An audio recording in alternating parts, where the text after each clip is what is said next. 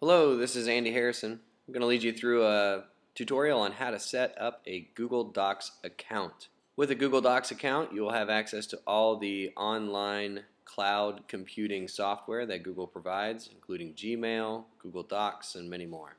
The very first thing we need to do is go to the Google homepage, www.google.com. That's going to lead you to a screen. It looks exactly like this. I imagine everybody is quite familiar with this screen. In the upper right hand corner of this screen, there is a box that says sign in.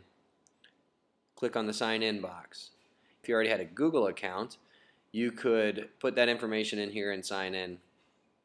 Since we're working on creating an account, what we need to do is click on sign up. Once you click on sign up, that'll lead you to this page. Go ahead and fill in the information here. I would encourage you to use your actual first and last name. Here where it says choose your username, I would suggest if you have a unique name that you go ahead and use your first and last name here. Having an email account with your first and last name at gmail.com is quite a benefit in the future. It's easy for people to remember when they're trying to email you. If you do not have a name that is unusual, for example, John Smith, then you're going to want to use something here that you can easily remember and that others can easily remember. You're going to create a password, confirm that password, move on down, put in your birthday and year. Now, mobile phone, you do not need to put this in, and you do not need to put another email address in beneath that, but this is used if you forget your password or anything like that, you need to recover your account. You can have that information sent either to your mobile or to another email address. Down below, you have to prove to Google that you are not just a spamming robot, so you need to type in everything you see here.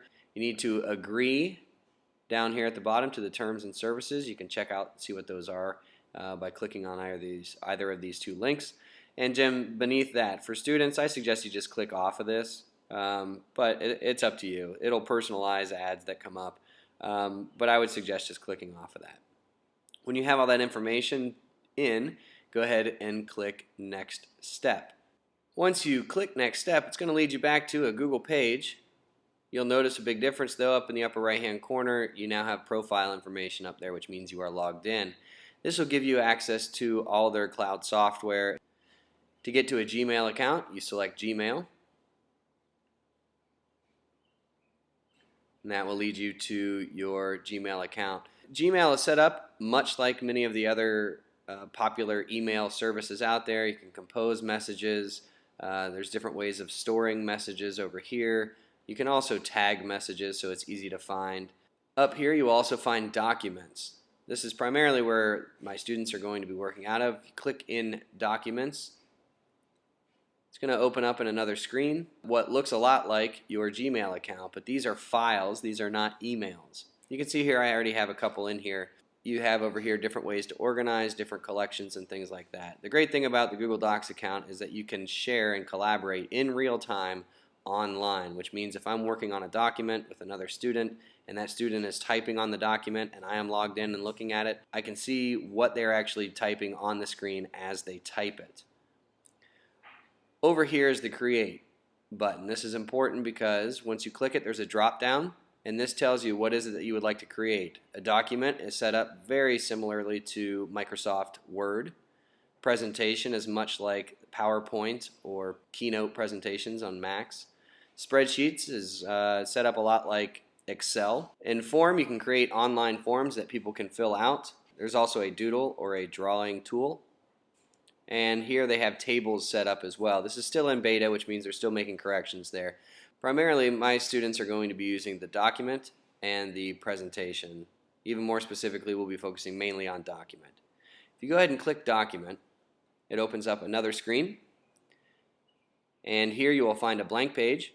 And we'll dismiss this message here. So now we have pretty much set up like a Microsoft Word document page. You'll notice a lot of the same tools and things up above.